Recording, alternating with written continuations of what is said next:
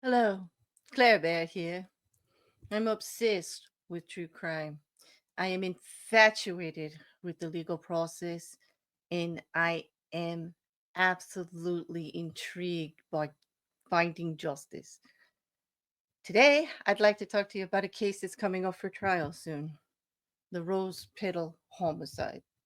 Now, Zachary Hughes is the accused of the murder of Christina Parcell in Greer, South Carolina, back in October of 2021. It's hard to believe at first sight when you see Mr. Hughes. He's a concert pianist. He had no connection to Christina Parcell at first.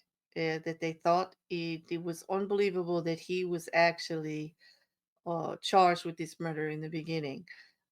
He's an upstanding citizen in the community. He was well liked. He was doing concerts everywhere. He had everything going for him.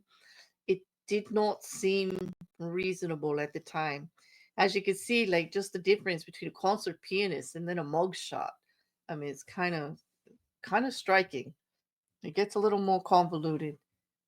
On canebrake at Christina Parcell's home in October of 2021, her body was discovered by her fiance, Bradley Post, on the floor, surrounded by rose petals, as she had been stabbed, based by the autopsy, 31 times. Very personal, all in the head and neck area. Very personal attack, very bloody, very violent. Christina Parcell was a veterinary assistant. She was very well loved by everybody over there at the vet's office, neighbors. Nobody had anything to say really negative about her, her sister. She had a divorce. She had a daughter.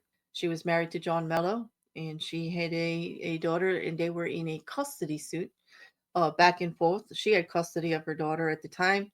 John Mello was her ex-husband, and Bradley Post was a in the current year of 2021. She had met him and was now her fiance. When she didn't answer phone calls in the morning, he went to see, and the body was discovered. Now, this case gets really messy. Bradley Post is the boyfriend. John Joey Mello is the father of the daughter, and Zachary Hughes is accused of the actual murder. Now, the only tie to Christina Parcell of Zachary Hughes is through John Mello. They apparently know each other very well. There are in evidence over 1,700 WhatsApp messages between Zachary Hughes and John Joey Mello in regards to Christina Parcell, including the day of the murder. A lot of them are in code, according to the prosecution, not actually saying, what they're referring to, but it does look like they were working together because other charges in other cases involved on top of this murder case. But just to be clear, Zachary Hughes is being accused of murdering Christina Parcell, okay, on October 13th of 2021. The other cases that are involved are because Bradley Post is the boyfriend, fiance at the time and discovers the body. Of course, there is an interview that happens with him and they look at his phone. They found child pornography files in regards to Bradley Post in his devices. He's been charged with additional sex charges of child pornography. This got very convoluted because Christina Parcell gets mentioned in this also, because it appears that there may have been pictures of her daughter and Christina Parcell that are part of this case. Okay. And this actual case against Bradley Post is a bone of contention in the murder trial because the defense for Zachary Hughes wants to bring that in. They want to bring that in to show that there may be mitigating factors as to why Zachary Hughes would have killed Christina Parcell. If the child was in danger, if he felt that there was stuff going on and she wasn't doing anything about it, like a mitigating factor. It will not negate the murder charge, but it could be used to actually help with mitigating factors in regards to sentencing or where the jury goes with it.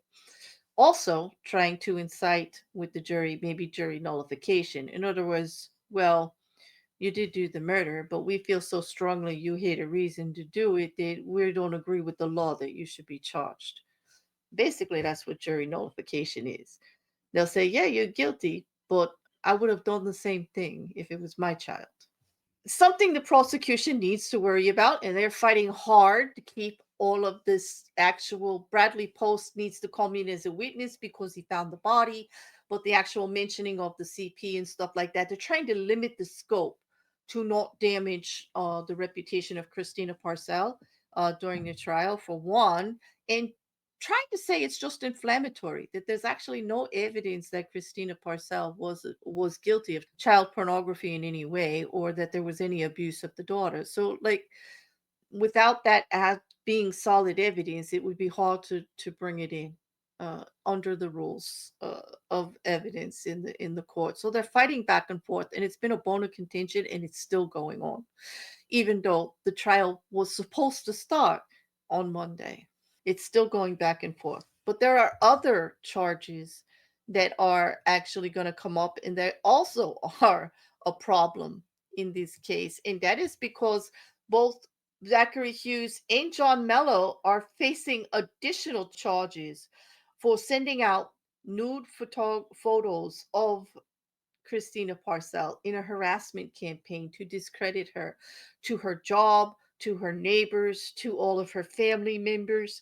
They have documented a case of targeted harassment that was probably part of trying to get a leg up on his custody. Apparently, John Miller was not very pleased with the arrangements, and it looked like he was doing everything he could to damage Christina Parcell's reputation in this way. And actually, Zachary Hughes was helping him by hand delivering a lot of these photographs or mailing them himself.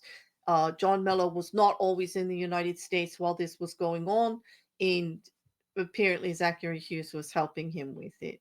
And it's going to become another part of the case, another very damaging part of of the case. It's just crazy how involved everything is, you know? Wait a second.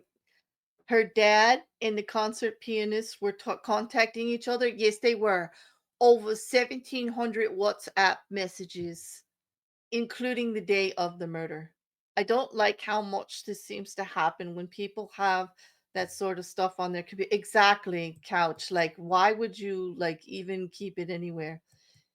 And the boyfriend was not in contact with him, but was into child pictures. Exactly, Juju. You see what I mean? It's like all very, very weird. And it gets a little crazier because you're not going to believe what happens next. Like, we've been following this, since October, and I must say, Fitz News. If you go to my playlist, it's full of Fitz News because they did a great, like, 5 or 6 part breakdown on how really detailed this gets into all of the investigation and everything.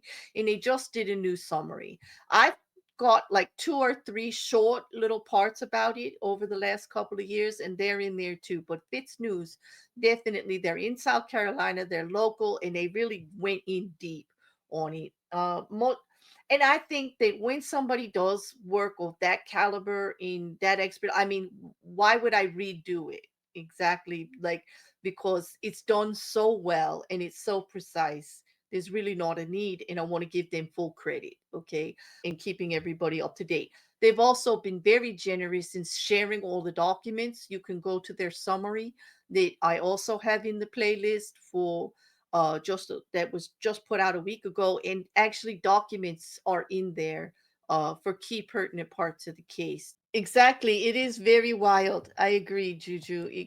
And like I said, it's going to get just a little bit wilder, so buckle up. Okay, cause okay. Now I told you the documents reveal an evidence debate back and forth about Bradley Post and Christina Parcell in the CP part of this whole thing. The defendant would be using the shock value and heinousness associated with the CP case to, mitigate the circumstances in regards to why Christina Parcell was murdered. Okay. In of course, prosecution has a huge issue with that, and you can understand why. And that's going back and forth.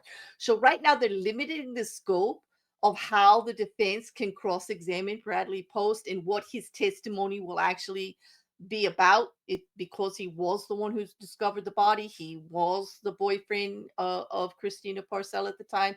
He has pertinent information to give to the case, but it is the risk to put him on the stand because of this, and it's going to be how they like carve this out. But the judge has their hands full in regards to that. Okay, but it gets even crazier because on Monday we started jury selection. If you saw my community post, like, jury selection started in Greer, South Carolina for this case. Okay, however, the court was unable to qualify enough jurors. Yes, you heard that right. They wanted to seat 12 with only 4 alternates. They needed 16. Well, they ran into difficulties with jurors unable to commit to at least 2 weeks for a trial. They sent out 161 jury summonses. 93 of them failed to appear in court on Monday. You heard that right. 93 out of 161 didn't show. They've got an increasing backlog. Remember, like, South Carolina got hit, like, along with North Carolina and several in Tennessee and a lot of places with the hurricanes over the season. It is really difficult if you don't have enough jurors. It really is. But anyway, long and short, the court's trying to deal with it. They're trying to send out other summonses and reevaluate, contact those that didn't show up. They're rescheduling the trial within 45 days, but we don't have the date yet. They're working with the sheriff and the solicitor's office to do the summonses and everything, and talking about what they can do about the low juror turnout, because actually not answering a summons is a violation. Okay, and there is penalties for that, and you can end up in jail. Just saying. You have to be excused, formally excused, to not show up. It appears like some people in South Carolina forgot that. 93 people not showing up for jury made me laugh out loud. It feels so American. It really does. It really does. It was absolutely a complication. Not that I'm giggling about this, because, man, Christina Parcell deserves justice. Her daughter, her family, and friends, everybody who knew, they deserve justice. We need to get this to trial. I have not had this be a reason for a delay in trial in quite a while. Like, there's no jury. We can't get a jury. I have seen where in the middle of jury process, remember, Shawnee Kroll threatened his attorney, and in the middle of the process of jury selection, they found out about a murder plot and they had to move the whole trial and, like, sequester the jury and, like, the whole thing. Like, they at least had a jury pool to work with. We've had to move, venues, to get a jury that wasn't biased, or at least the best possible chance of an unbiased jury for the defendant, but never in a court where you just couldn't get enough people to sit for 2 weeks. That was crazy. That was absolutely crazy to me. Okay, so as soon as we know when the trial will start again for jury selection, we'll put that up, but it should be within 45 days. Remember, they have to do it within a certain period of time once it's been rescheduled. It's a very interesting case, but it's very complicated and it's very involved. Once they do the murder trial, then we still have to go over the harassment charges with John Mello and Zachary Hughes. Now, John Mello has not been charged yet in regards to the murder, although it does look, based on the evidence, that there was a conspiracy there.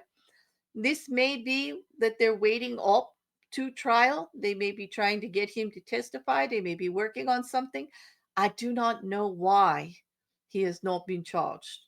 I don't know if it has something to do with Zachary Hughes, with them trying to get a deal with him first. But I do find it curious as to why John Mello, with all of those text messages back and forth in a confirmed harassment case of what he was doing in the custody uh, situation with his ex-wife Christina Parcell, while he's not implicated. Now, as far as we know, he could be, back there as an uncharged co-conspirator for all we know. But anyway, that's the update for Zachary Hughes in the Rose Petal murder, the canebrake homicide of Christina Parcell back in October of 2021. Well, that concludes our review or update on this case.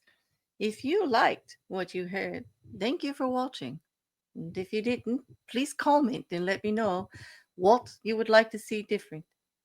I really enjoy the interactions with everyone, so please hit the comment section. And subscribing is free, and then you'll know when I'm on. Hit that like button, and you'll get me better into the algorithm so that people will see more about the cases and you'll get more notifications. Either way, I really look forward to hearing from you. Have a great day.